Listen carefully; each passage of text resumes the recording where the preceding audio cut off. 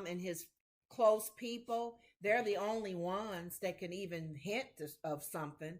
But if she knew anything that he was in depression or being depressed or anything. But that's just normal. You don't think somebody's going to do that. We don't know. Well, Stephen Twitch Boss left a suicide note that vaguely alluded to old challenges he faced before his death in California motel this week, according to a report.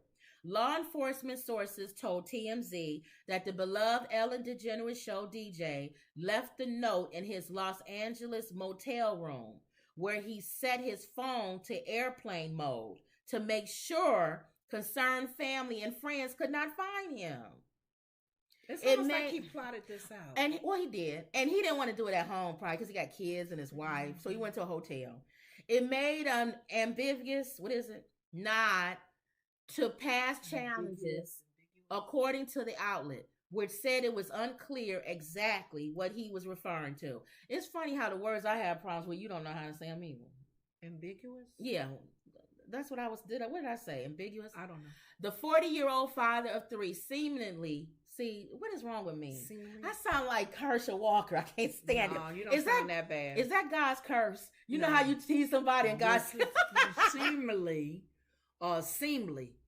Here's the thing. No, I have to talk to God. Seemingly. I got to have a conversation with God and remind God I'm a comedian. I'm supposed to make fun of people. So he can't curse me. Fun of yourself. He can't curse me with the things I'm making fun about. No, because you'll make fun of that. Okay. Go ahead. The 40-year-old father of three seemingly took an Uber from his home early Monday to the Oak Tree Inn Motel, which was less than a mile from his $4 million Encino home, TMZ noted. Just a note, as an Uber driver, we do food, right? Yes. If we did do driving, I would have right there knew something was going on. I would have thought he was having an affair. Me too. Who takes a Uber from their home 1 mile and then gets dropped off at the hotel? At a motel.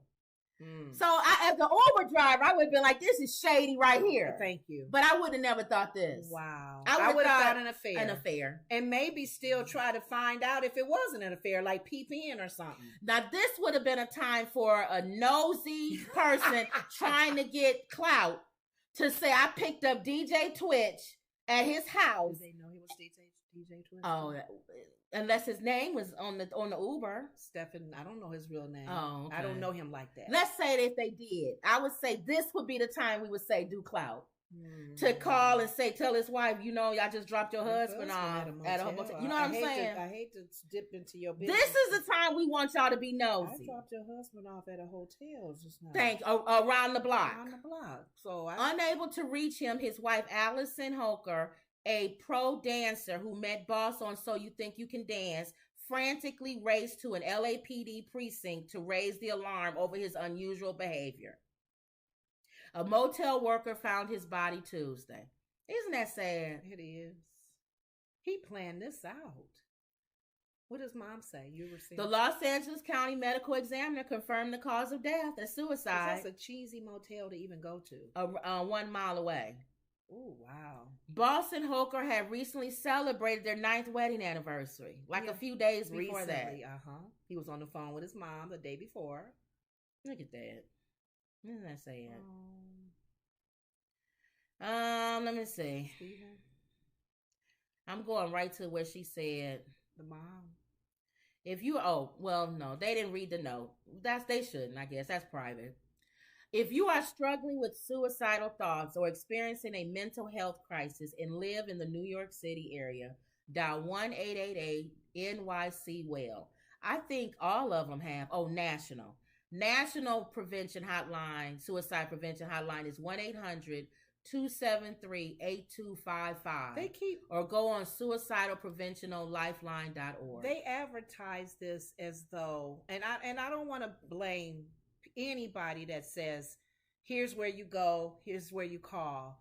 But a lot of times, when you're advertising, if you feel this way, if you're experiencing it, they don't want people to know.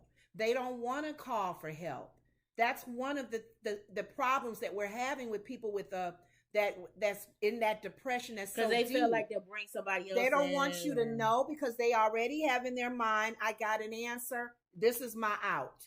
I'm not going to call this number. I'm not. I don't want nobody to talk to me about it. Wendy says, "My God, right at Christmas, they said poor investment and losing the Ellen show left him empty." Here's my thing: a poor investment, maybe something was coming out about maybe he was going to lose money or something. I don't know.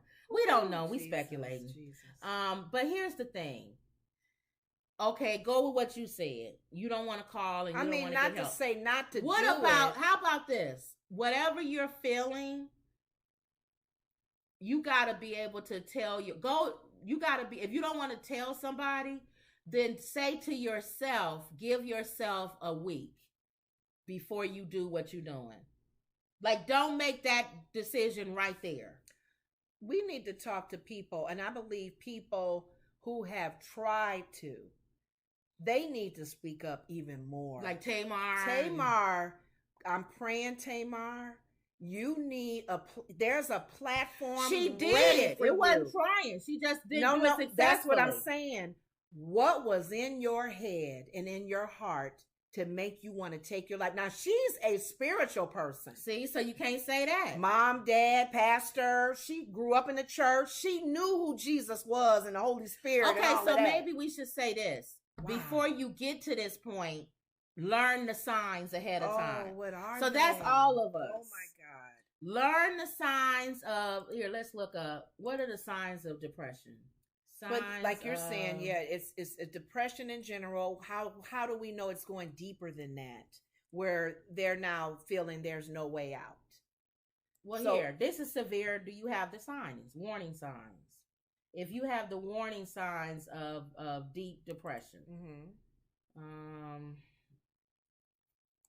she would feeling of helplessness or hopelessness, a bleak outlook. Nothing would ever get better, and there's nothing you can do to improve your situation. So he probably was feeling that. So that's the first sign. Loss of interest in daily activities. Okay. Appetite or weight changes. Some of us have experienced some of these, not all of them. Not all of them. Sleep changes. Anger or irritability. Loss of energy, self-loathing, and reckless behavior. What's going on? So if you got any of these signs, that's what I said, and it continues on past, if you can't pull yourself out of it and you keep feeling this way, then you either need to talk to somebody before it gets to the point to where it's deep depression. That's where they do this, but they always don't. So it's like, oh my God. Then there's nothing we can do about it. There's nothing you really. That's why I would love to hear people like Tamar. Well, then, like you said, you said. Then if you have, where got you to that point and what you feel could have stopped you? You said if you see somebody and they're doing, and you see them going through some of these signs, it's as a friend or as a family member, maybe you should stay on them then, so that you're forcing them to talk about it or forcing them to deal with it. Never let. It's almost like you can't let them go by themselves. You can't let people. Well, you can let them go by themselves. You check on them. If somebody had his phone turned off. No, he got to that point. That had to been wasn't no one day thing. That's what I'm saying. Wow. She probably thought he was just depressed. You know what I'm saying? Yeah. But you got to get to the point to where it's like, and the thing we got to bug people and like, I know you depressed, but you got to pull yourself out of this. The thing that bothers me too, not bothers me, just makes me wonder.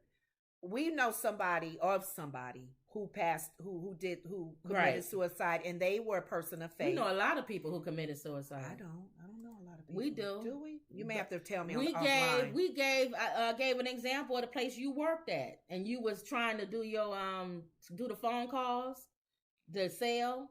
When we gave that example, or you? They did. One of the ladies, that lady. We heard their story, but we don't really. A guy in my class when I was in high school. But recently, a person we know of, and it was. I lost my train of thought. It was along that. And Tamar. Yeah.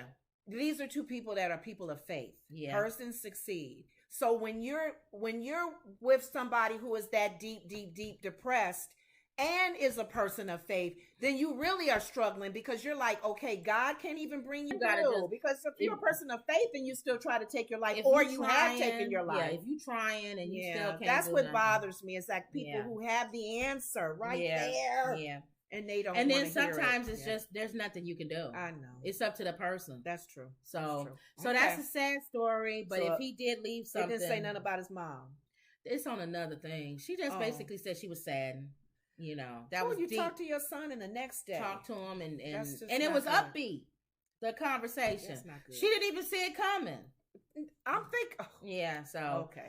So it's not like it's something you can do. What do you do if that's your child and then every time you talk to them, they happy? I think the world, the wife giving her time, the mom, family members giving them time, they will come out and talk. Yeah.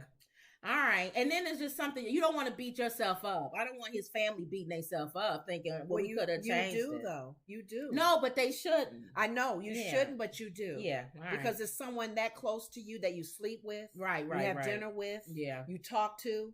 You get upset with yourself because you're like, how did I miss the sign? But even if you did, what if they didn't show you the signs? They hid it or you something. Feel like you missed the signs, though. Because for them to take a life, they took their life and they not breathing anymore on this earth.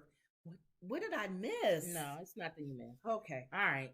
Court upholds Connecticut's transgender athlete policy. Now, of course, this person won. That's a fool. And I know I don't